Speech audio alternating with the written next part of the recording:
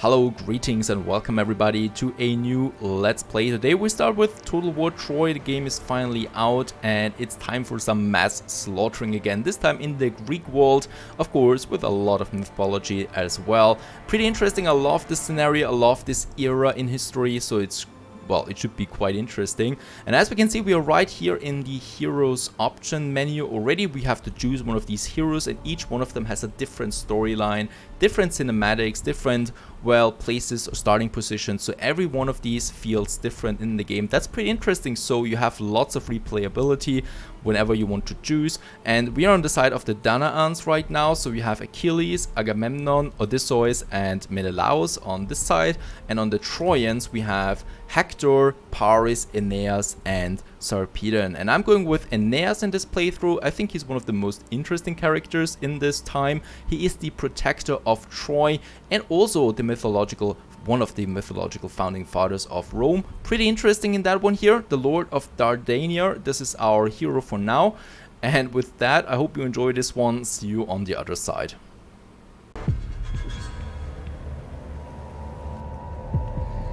Are we mere playthings of the gods? Or do we plead divine influence to justify our foolish choices? He's taken her! He's taken my wife!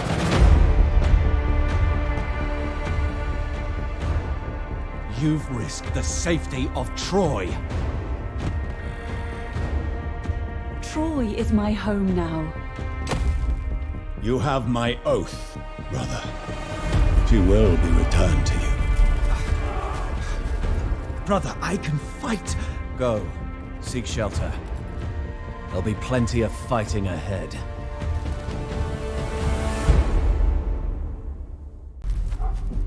The wrath of Achaea will descend upon Troy. Paris acted in love, but he has incited war. Whether the walls of Iliad will endure, only the gods can tell.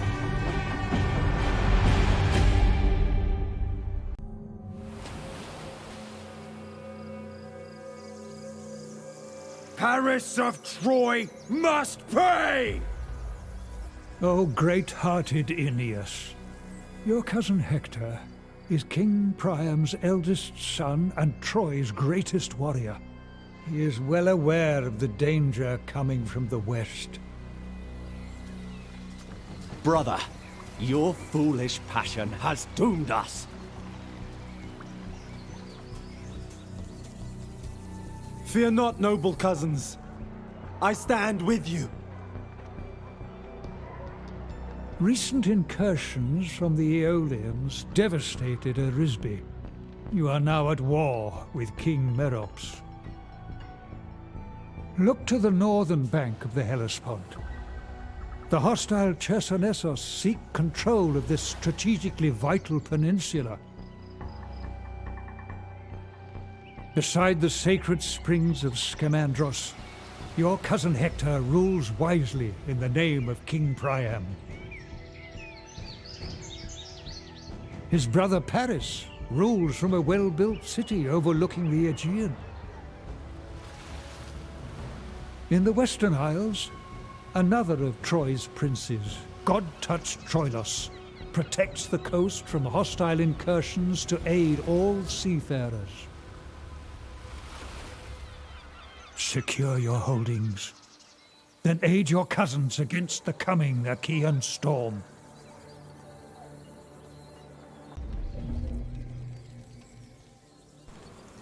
And here we are as Aeneas, the protector of Troy. Dardania, divine omens. Pious Aeneas is the son of Aphrodite and firmly believes in the great destiny the Olympians have in store for him. Occasionally he can perform missions in the name of a god to gain their divine favor.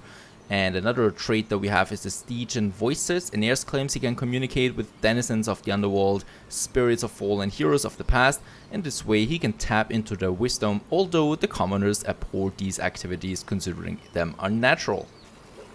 And we do have one objective, and that is defeat an army belonging to the following faction, the Apazes. and the war-warmongering Aeneas have advanced with their forces, with now threatened to your lands. And with that we would get 250 food and 80 bronze if we can do this mission.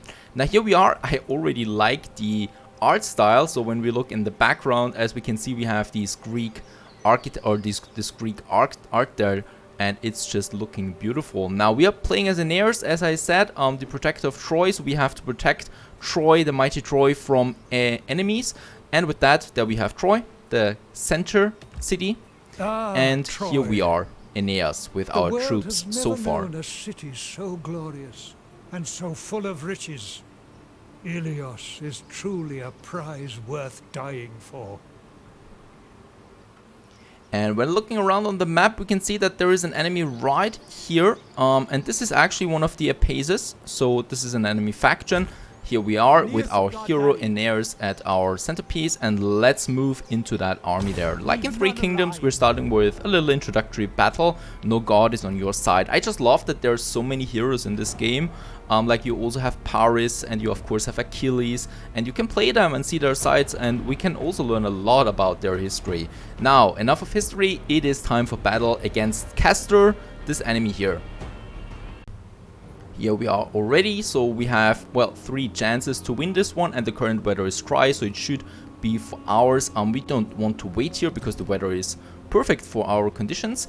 And as we can see, the army is on the other side, so once again, Total War fashion. We are actually in the forest here, so we should not be visible at all, and we could move my army or our army around here for better strategic points. But in that case here, do we have any horses? We don't have any horses so far, so we have some swordmen, we do have club fighters, we do have the spearmen, and we do have, yeah, chargers and light skirmishers. These are actually javelin infantry, but all of them are infantry. We don't have any ranged units at this point. So let's, yeah, move a few of them around. Let's move my swordmen a bit over here so we can flank the enemy then. I hope they are not seeing us though, in this case. And my spearmen I want to have on the front, because they do have shields to protect themselves. The same with the swordsmen here, but they're going to charge then in there right away. And of course we also want to see our hero Aeneas. There we have him in action. And without further ado, I'd say let's start the battle.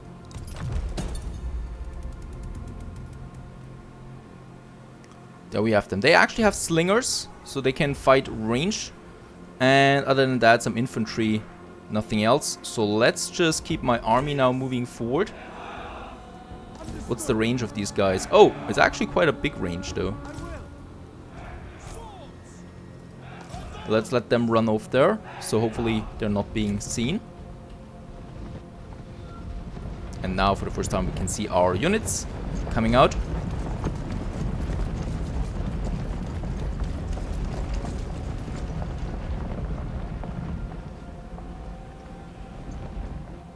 He's still standing, waiting. And as we approach the enemy, I'm going to split up my army a bit here. So I don't want to have all my units there in the center. So 2 more regiments are going uphill, so they can charge downwards then. The good thing is, what I can see, that the enemy is kind of like in a little valley here. So there are some hills around it that makes charging much easier if we come in from the sides.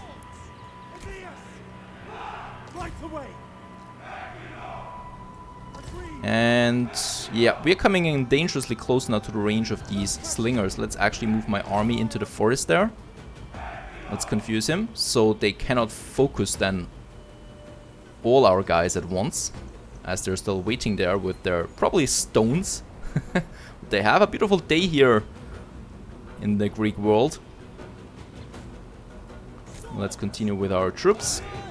Now they're making a move. That's good to see.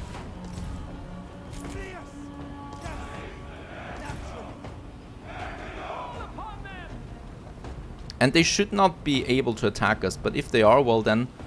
Oh yeah. And now I think we can move in then from our sides. And as we can see, they're actually trying now to attack those guys here, leaving the slingers open.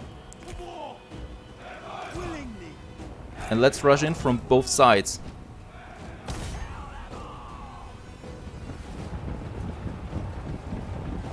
So his flank is now being busy with my incoming charge. At the same time, we're charging the slingers in the front, while I've got another charge coming in from the left flank. The foe has sighted your hidden units. And as we can see, Aeneas is quite diligent and brave, I'd say. And let's charge in. There we got the first attack on the sides. My javelins are also shooting now.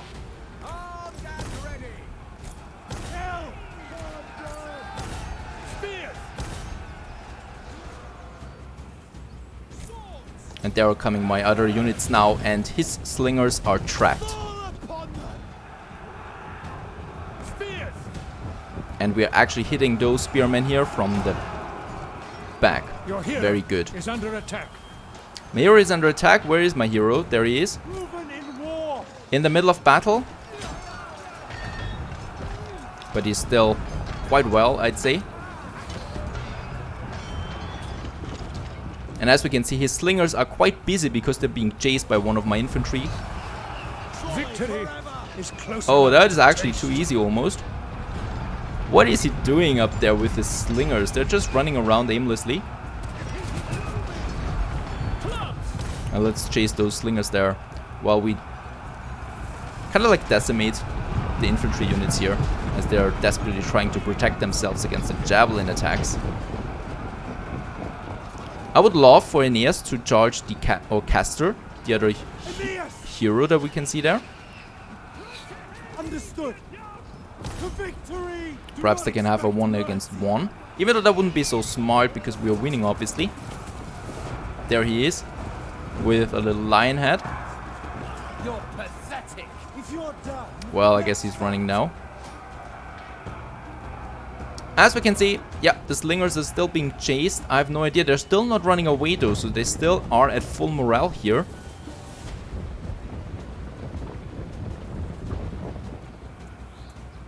While his other units, they're fleeing already. Alright. Oh, it looks like we have a 1 against 1. Looks like they didn't find each other quite there in the middle.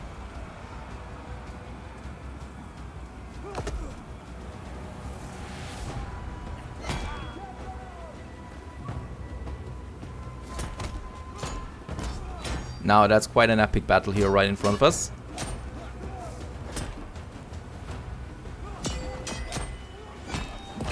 Whoa. Actually, it seems like he's on par, but as we can see, we have the upper hand here by far. And he's already pretty tired there, the other hero. Nice animations, gotta say that.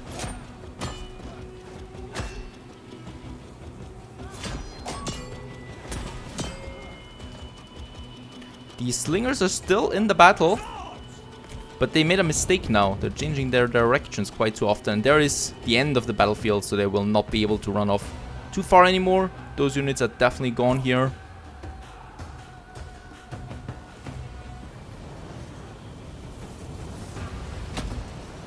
Oh, he's running away now. He's very tired, shattered. Unfortunately, I think we cannot kill him. Oh! Very close. Yeah, let's actually kill him. The enemy hero. A historic victory. Right, I think we have captured him. Something like that. Let's end the battle and have a look at our spoils.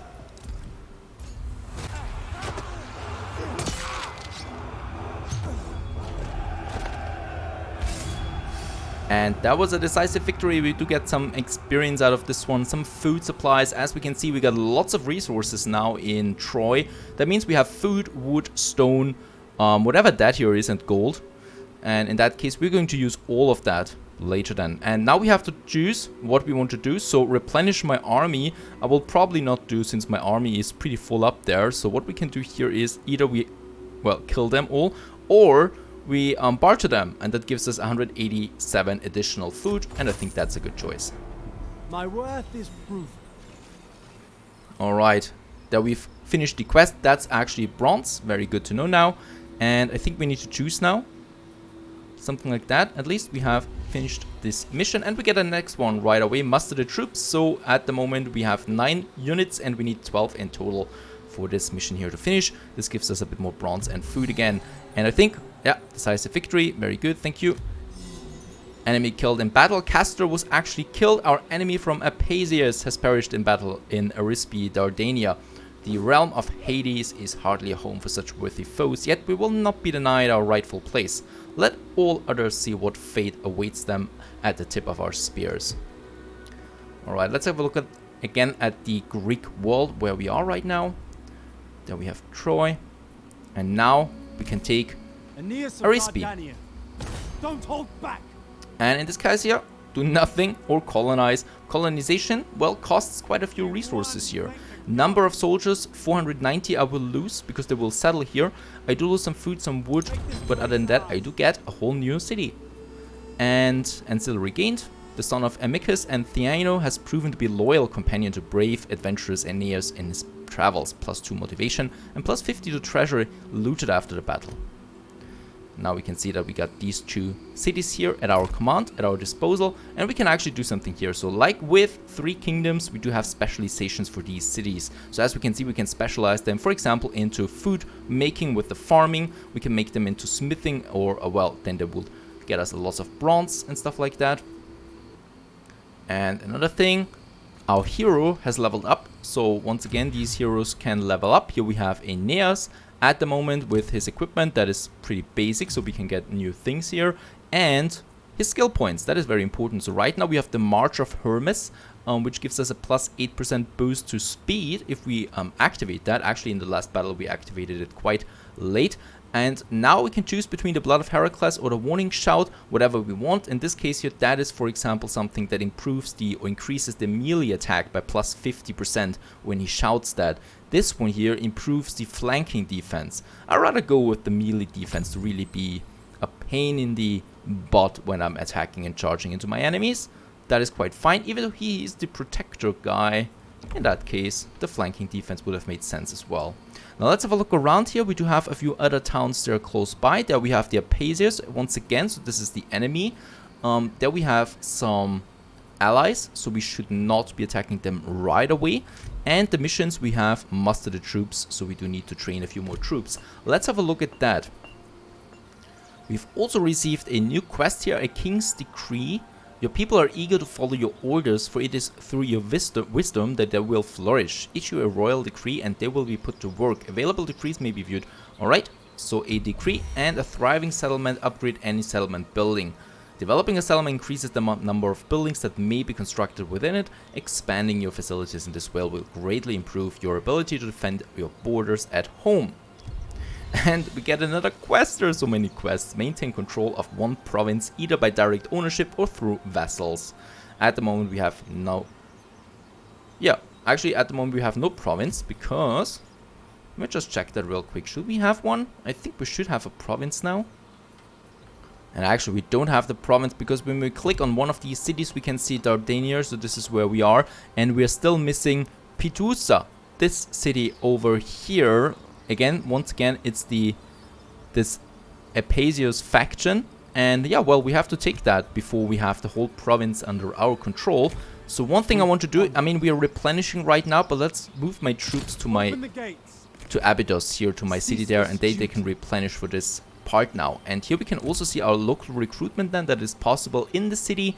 And in that case, we are missing, well, I think a few range units. So let's get us 2 more range units here for now.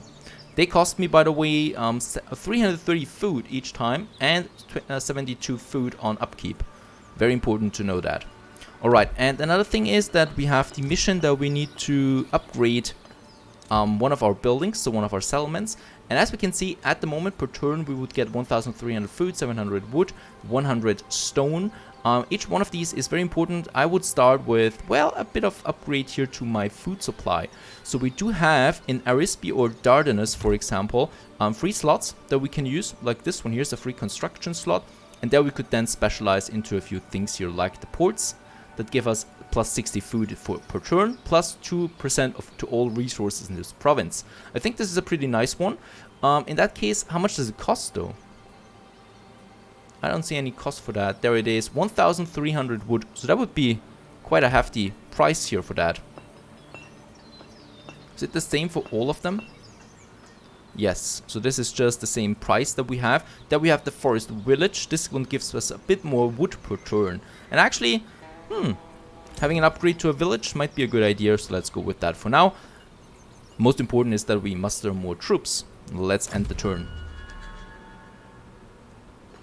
And next turn we have finished a mission, just the upgrade that we've taken now. With that we do also get some additional wood and stone, so we have plenty of resources right now. Developing a settlement increases the number of buildings that may be constructed within it.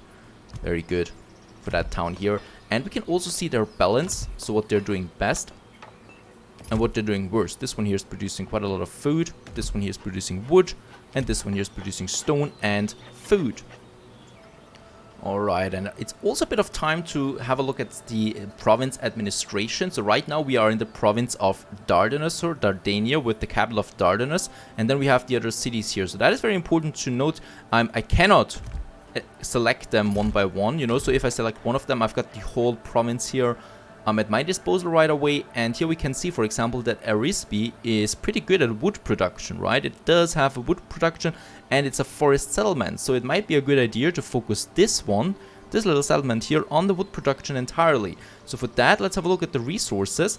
And there, for example, we can see the woodworkers costing me quite a bit, but it would increase the wood per turn quite significantly. Also, this one here, the Woodcutter's Lodge, would give me a -70 to growth in this province. That's actually not a very good idea, right? Then it wouldn't grow that much anymore. But it would give me a lot of wood, but I'm not willing to do that. There we have the Logger's Tents. That's actually quite cheap and gives me 26 wood. Let's build this one here in Arisbi.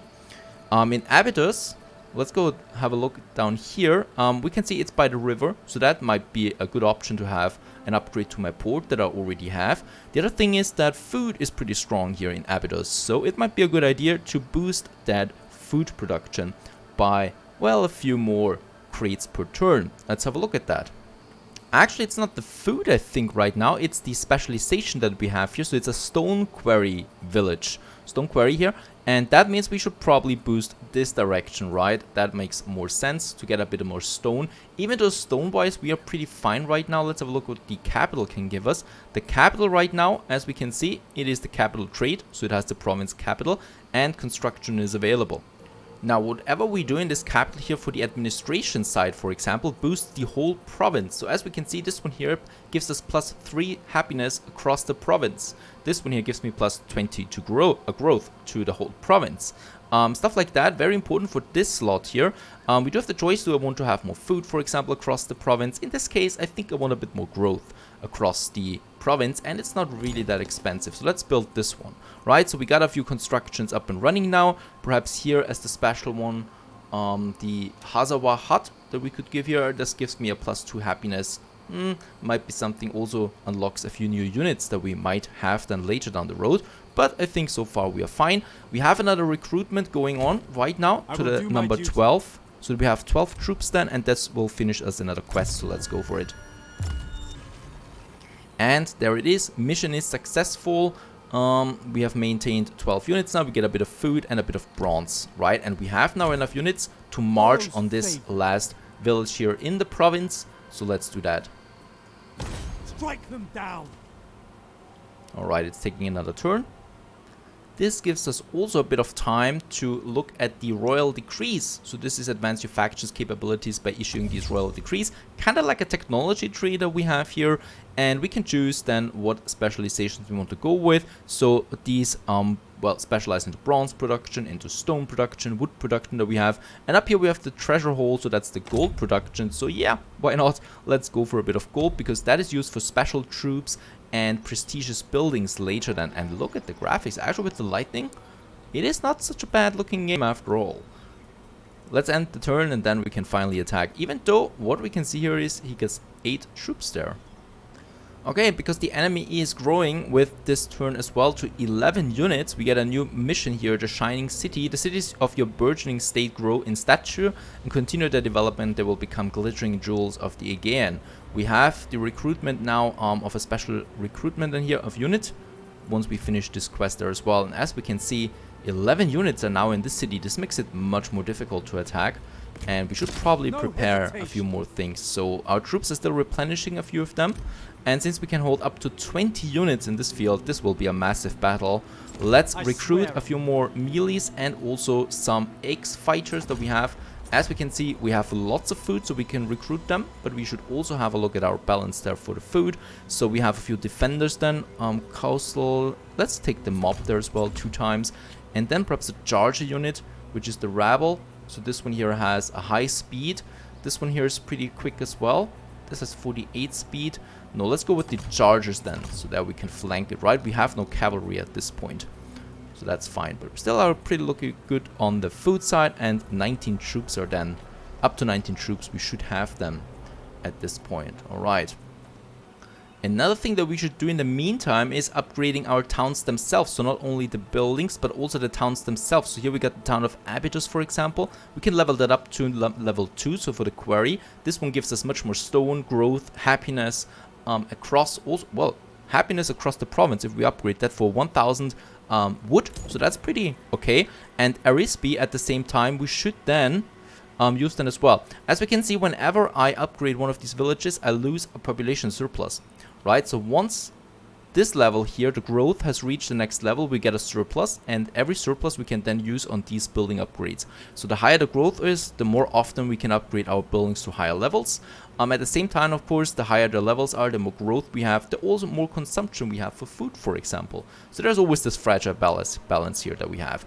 Alright, our troops are being mustered right now in this town. 11 soldiers. I hope he's not growing in size, otherwise we probably will have to call one of our allies then into battle as well. But this is definitely going to lead to a massive battle. This city is not going down easily, and once we have it, we have the whole province under our control. That should turn out fun, right? Well, off to a good start. Stay tuned.